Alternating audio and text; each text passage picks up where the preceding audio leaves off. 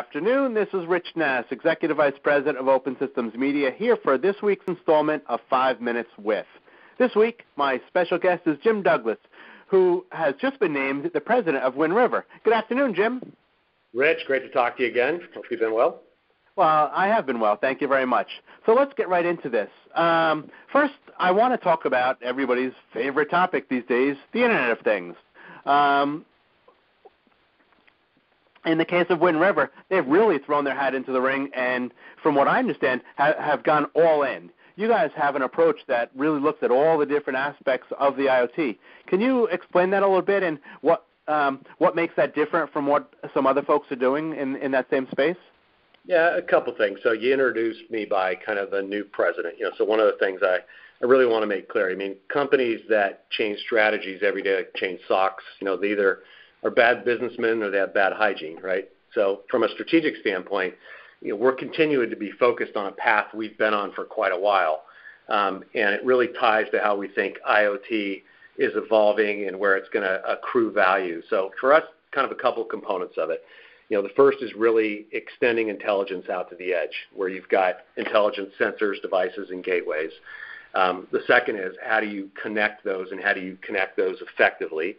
The third is how do you drive end-to-end solutions so folks can efficiently extract data from the edge and drive business decisions around those. If you look today, I think most of the metrics I've seen, there's about 15% of the connected edge today, and of that 15%, there's only a fraction of that data that's actually getting used meaningfully. And so the real drive is how do you change that formula? How do you get a high percentage of that edge connected and smart, and how do you drive business decisions based on that data? And the last thing for us that fits right within our DNA is in the markets we're going after, how do you ensure that you can help people deploy robust, high available, and secure solutions? And this is one of the things that, as you really start to get more connectivity around the edge, I think it's the obvious thing to state, but it's one of the big opportunities, but it's also one of the big threats. You're going to have infrastructure that can live up to the robust requirements of critical infrastructure, and you're also going to have security in place that is going to enable you to take advantage of that without creating incredible both physical liability and obviously economic liability. The last thing that's kind of unique to us, in addition to those attributes that we've got in our DNA around building kind of robust, high availability, high secure systems, is we're uniquely positioned to leverage a silicon position with our parent company, right? Our proximity to silicon allows us to build solutions over time that can be superior. Doesn't change our overall strategy about supporting leading architectures in the markets we serve, but we've got an unfair advantage that we're looking to continuously grow on over time by building not only end-to-end solutions kind of in the traditional sense from cloud down to device, but also looking to do more optimization between software stack and silicon. So once again, we can drive more customer value. So overall, if you look at our strategy and you apply that to the market landscape, I think where folks are today is they're really trying to map out two things. One is technical strategy. How do we start to connect the edge? How do we make sure it's secure? How do we actually start to do more and more robust data analytics on information we're deriving from the edge? And then the two big items, and this is where I still see we're in the embryonic phase. On the left side of the ledger, focus on how you drive better operational effectiveness around that. So that's where you see things like predictive maintenance, right, where I can look at how I currently prosecute my business strategy and how I can use IoT to really drive both economic and value efficiencies into that. And that is really starting to pick up momentum. Now, the other piece, which is a much bigger opportunity, and this is where I personally spend a lot of my time working with executives in customer base and prospective customer base, is really on business transformation. How do you use IoT to change the entire relationship with your customers and how you deliver value to your customers? And this is an area where, there's a lot of thought going in right now, but we really haven't seen dominant business models emerge. And one way to think about it is think back to the early days of the internet.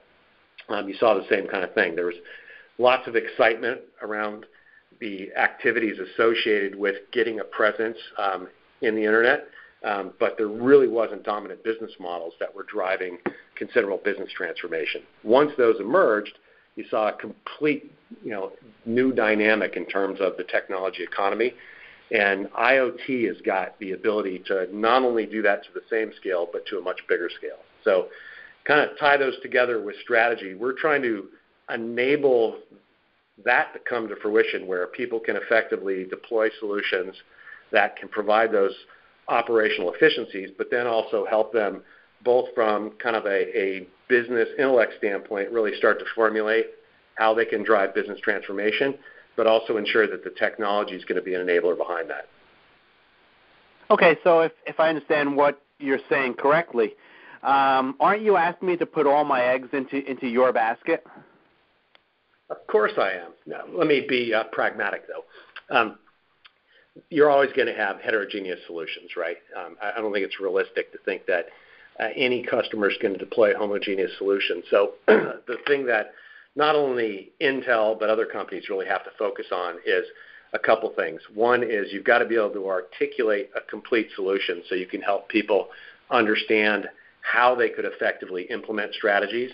And then you've got to be able to go in and obviously show differentiation with the components that make up that complete solution. So are we going to be all things to all people all the time? Absolutely not. We do want to be in a position to help them think through the whole picture, and then we'll selectively pick out the areas where we think we can create unique value for customers, and we'll really drive those. But we want to have that balance. We really want to be able to take a leadership position in the industry for our customers to help that transformation of the industry towards operational excellence, really leveraging IoT, but also towards business transformation.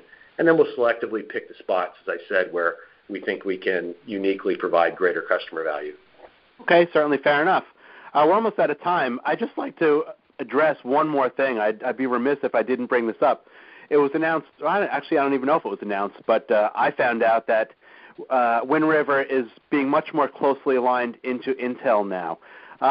What would you say to your non-Intel microprocessor customers about that, who may have some fear? Sure. Well, I'd say the same thing to all our customers. First of all, we were acquired by Intel in 2009, so we've been part of Intel going on 7 years now. Originally, we were part of a group called Software and Services. Now, for the past 2 years, as the company got very focused on IoT as a growth strategy for Intel, we've been part of the IOTG group, and we continue to be part of the IOTG group. The thing that would surprise people that we haven't done is, I've effectively been carrying the G&A of a public company, which is ridiculous. There's so much financial leverage I can get by adopting infrastructure in the back office from Intel that we haven't done just because from a priority standpoint it didn't make sense. But it allows us to effectively apply investment dollars in building customer solutions and not having, redundant infrastructure that really supports the business.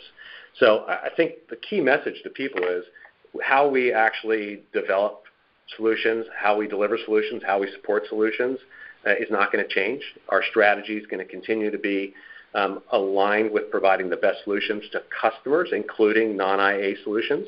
Our strategy will continue to be, we think we've got a competitive advantage where we do develop on IA because of proximity to silicon.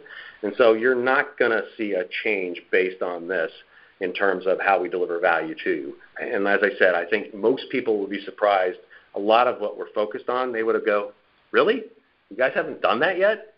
And as I talk to leading executives at customers as we're making this move, that's the reaction I get. Okay, great, thanks. It's a 5-minute conversation. Very good. Okay, I'm afraid we have to wrap up. We've used our 5 minutes and then some. This is Rich Nass with Open Systems Media, and that was Jim Douglas, who is the president of Wind River. Thank you for your time, Jim. Rich, thank you very much. Great to talk to you again.